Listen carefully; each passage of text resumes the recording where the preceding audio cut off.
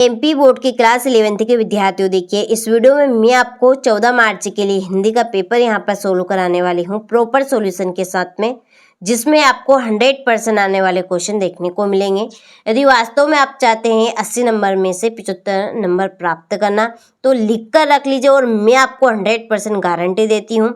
यदि वास्तव में मैंने जो आपको क्वेश्चन यहाँ पर प्रोवाइड करवाए हैं, यदि आपने अच्छे से उनको विजिट किए तो आप 80 नंबर में से 75 नंबर तक का अपना स्कोर बना पाएंगे। ठीक है, तो चलिए बिना देरी के वीडियो को हम शुरू करते हैं और एक एक प्रश्न आपके लिए अनमोल है। ठीक है, 100% आने वाले क्वेश्चन मैं आपको इस वीडियो में दे रही हूँ, कंप्लीट अच्छे से आपको कर लेने हैं।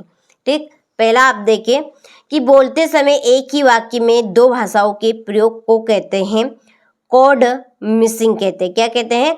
बोलते समय एक ही वाक्य में दो भाषाओं के प्रयोग को कोड मिसिंग। दूसरा है हिंदी साहित्य का स्वर्ण काल कहा जाता है पूर्व मध्यकाल और इसे भक्तिकाल भी कहते हैं। तीसरा है कि जिस तरह मंच पर खेलने के लिए नाटक लिखे जाते हैं उसी तरह कैमरे से फिल्माए जाने के लिए लिखी जाती है पटकथा। चौथा है आज प्रथा के लिए दिए गए कथनों को ध्यान से पढ़िए। तो यहाँ पर ये कथन दिए तो इनको आपको पढ़ लेना है, मैं डायरेक्टली आंसर बता देती हूँ। तो इसका आंसर रहेगा आपका द। ठीक है, कथन 1 व 2 सही है, यानी पहला और दूसरा ये दोनों इसमें सही रहेंगे।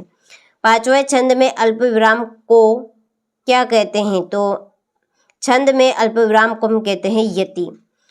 किसी घटना का वर्तमान से अतीत में जाना कहलाता है, क्या कहलाता है? Flash bank. क्या कहलाता है? Flash bank. ठीक है, इसके बाद में अगला क्वेश्चन आप देखिए, रिक्त स्थानों की पूर्ति कीजिए। पहला, लॉर्ड कर्जन ने भारतवासियों को गर्म तवे पर खालिस्तान की भांति नचाया है, तो पानी की बूंदों। दूसरा, तातुस खालिस्तान थे, तो तातुस थे शिक्षक। घर की याद में कवि के स्मृति संसार में उनके खालिस्तान एक एक कर शामिल होते हैं, चले जाते हैं, तो इसका आंसर है परिजन। चौथा है अर्थ के आधार पर वाक्य खालिस्तान प्रकार के होते हैं, तो अर्थ के आधार पर वाक्य होते हैं 8। पांचवा है संचार प्रक्रिया में निहित अर्थ को समझने की कोशिश खालिस्तान कहलाती है डिकोडिंग। और छठा है आश्रम की चेष्टाएं खालिस्तान कहलाती है अनुभाव। ठीक है, तीसरा आप देखिए सत्य सत्य लिखिए। पहला इसमें अनुपम मिश्र पर्यावरण संबंधी आंदोलन से जुड़े रहे हैं, तो यह आपका सत्य है। दूसरा है जो छंद वर्णों की संख्या पर आधारित होता है वह वर्णिक छंद कहलाता है सत्य। तीसरा, आदि अंत विलोम शब्द युग्म है, तो यह आपका सत्य। अक महादेवी इंद्रियों को वश में करना चाहती है, सत्य। पांचवा, कार्यालयीन पत्र औपचारिक पत्र श्रेणी में नहीं आते हैं, तो ये आपका सत्य है। और नमक का दरोगा पाठ के लेखक बालमुकुंद गुप्त है, तो ये आपका सत्य है क्योंकि मुंशी प्रेमचंद्र जी हैं। ठीक है, इसके बाद आप देखिए सही जोड़ी लिखिए। पहली स्त्री नृत्य, इसकी जोड़ी है असम। साप्ताहिक पत्र, ये है आपकी उद्यत मार्तंड।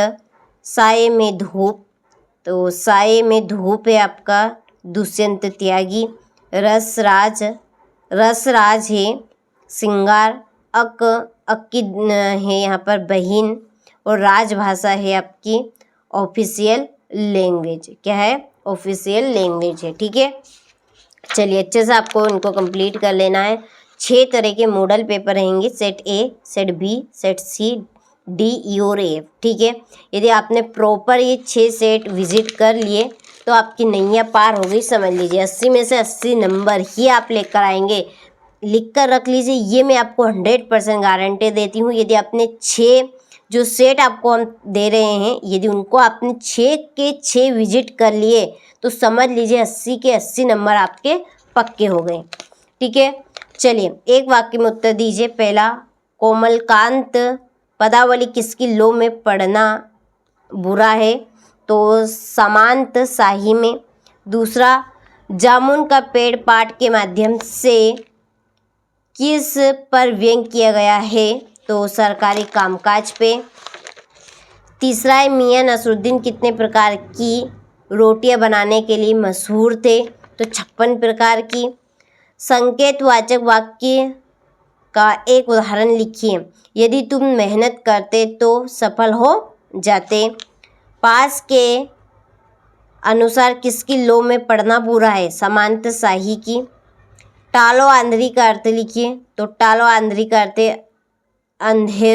अंधेरा दूर करो, यानी कि अज्ञानता को मिटाओ। ठीक है, चलिए यहाँ से आप स्क्रीनशॉट लें और इनको अच्छे से कंप्लीट करें। ठीक है, 100% आने वाले क्वेश्चन हैं ये आपके। इसके बाद आप देखिए रीतिकालीन काव्य की कोई दो विशेषताएं लिखिए। 7वां, घर की याद कविता में कवि ने पिता की किन किन विशेषताओं को बताया है? 8वां, माधुर्य गुण की परिभाषा उदाहरण सहित लिखिए। स्थायी भाव तथा संचयी भाव में दो अंतर। 10वां, द्विवेदी युग के दो प्रमुख निबंधकारों के नाम एवं उनकी एक एक रचना का नाम लिखिए। ठीक है, इसके बाद में है 11वां प्रश्न, लता के गान की विशेषताएं लिखिए। कोई है दो। मास्टर त्रिलोक सिंह के किस कथन को लेखक ने जबान के चाबुक कहा है और क्यों? यह आपका 13वां प्रश्न, निपात शब्द किसे कहते हैं? किन्हीं दो निपात शब्दों के प्रयोग से एक एक वाक्य बनाकर लिखना है। अर्थ के आधार पर वाक्य कितने प्रकार के होते हैं, उनके नाम लिखने हैं। ठीक है, चलिए जनसंचार के कार्य आपको बताने हैं। भवानी प्रसाद मिश्र अथवा दुष्यंत कुमार की काव्यगत विशेषताएं निम्नलिखित बिंदुओं के आधार पर आपको देनी है। हो गया। चलिए 17वां प्रश्न है, मुंशी प्रेमचंद्र अथवा मनु भंडारी का साप्ताहिक परिचय निम्न बिंदुओं के आधार पर लिखिए। दो रचनाएं, भाषा शैली और साहित्य में स्थान।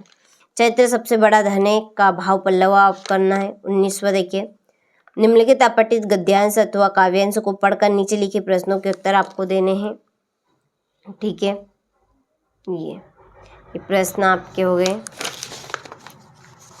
इसके बाद में ये आप अथवा देखें यहाँ से, ये आपका 20वां। ठीक है, 20वां प्रश्न। 20वें के बाद में ये आपका 21वां। ठीक, और 21वें के बाद में है 22वां, अपने जिले के जिलाधीश को परीक्षा अवधि में ध्वनि विस्तारक यंत्रों पर रोक लगाने हेतु आवेदन पत्र लिखिए। ठीक है, और 23वें प्रश्न में निम्नलिखित में से किसी एक विषय पर रूपरेखा सहित प्रारंभिक निबंध लिखिए। जीवन में खेलों का महत्व, पर्यावरण प्रदूषण का कारण और निदान। ठीक है, वर्तमान समय में कंप्यूटर की उपयोगिता विद्यार्थी जीवन में। सो देखिए, आँख मीच के इन तीनों निबंध में से कोई सा भी निबंध आप कर लीजिएगा, एक निबंध आपका 100% फंस जाएगा। ठीक है, तो ये मैंने आपको 14 मार्च के लिए हिंदी का पेपर यहाँ पर सोल्व करा दिया है, तो कंप्लीट आपको अच्छे से कर लेना है। ठीक है।